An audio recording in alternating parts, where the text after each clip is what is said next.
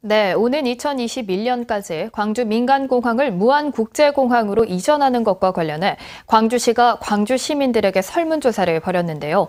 이와 관련해 무안 군민들이 공항 이전 반대를 위한 허울뿐이라며 강하게 반발하고 있습니다. 보도에 김혜린 기자입니다. 무안 군민들이 무안국제공항에 모였습니다.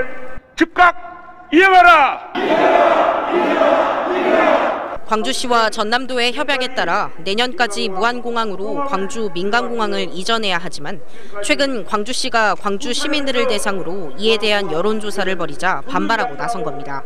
광주 시민을 대상으로 하니 민간공항 이전에 반대하는 결과가 나올 것이고 여론 수렴이라는 허울로 사실상 이전을 거부한다는 입장을 밝힐 것이 뻔한 일이 아닌가. 무안국제공항과 광주 민간공항의 통합을 두고 갈등이 빚어진 건 하루 이틀 일이 아닙니다. 공항 개발계획 수립 초였던 2000년대부터 갈등은 계속돼 왔습니다.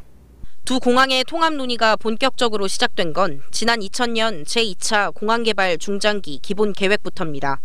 이후 2007년 무안공항의 개항과 동시에 광주공항과의 통합을 계획했지만 지자체 간 합의가 불발됐습니다. 그러자 접근 교통망을 확충한 뒤 통합하기로 했고 2008년 광주에서 무안공항을 잇는 고속도로가 전면 개통됐지만 이번에도 합의는 이뤄지지 않았습니다. 결국 2017년 KTX의 무안공항 경유까지 확정되고 나서야 지금의 합의에 이를 수 있었습니다. 어렵게 이뤄낸 합의를 또다시 여론조사로 무너뜨리려 한다는 게 무안 군민들의 입장입니다. 이런 광주시의 행보가 지자체 간 상생의 원칙에도 어긋난다는 비판도 거셉니다. 이미 수년 전에 결정이 된 국가 고유 사무를 이제 일방적인 여론조사를 통해서 방해 저해하는 것은 상생협약의 병신을 저해하는 그런 결과를 낳을 것으로 예상합니다. 공항 통합을 1년여 앞둔 지금 이를 둘러싼 갈등이 격화되고 있습니다. KBS 뉴스 김혜린입니다. 전라남도 선거관리위원회는 지난 총선을 앞두고 특정 후보자 측근으로부터 음식물을 제공받은 선거구민 30명에게 1인당 36만 원에서 68만 원까지 모두 1,400여만 원의 과태료를 부과한다고 밝혔습니다. 전남 선관위는 지난 3월 특정 후보자의 측근이 식사 자리를 마련해 후보자로 하여금 선거운동을 하게 하고 참석자들에게 46만 원 상당의 음식물을 제공한 혐의로 검찰에 기소된 데 따른 것이라고 설명했습니다.